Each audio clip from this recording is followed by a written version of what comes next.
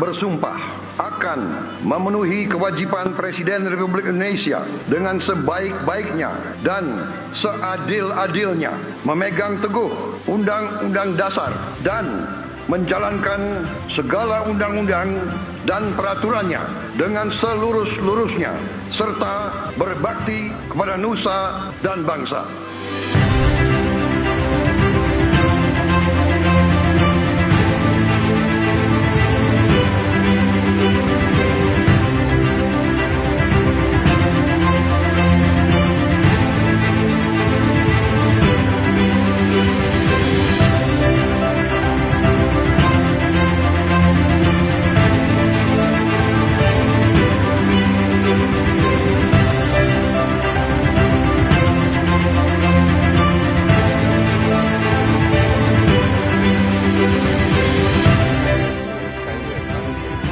If you'd like to say, I'm happy to hear the damage criticism.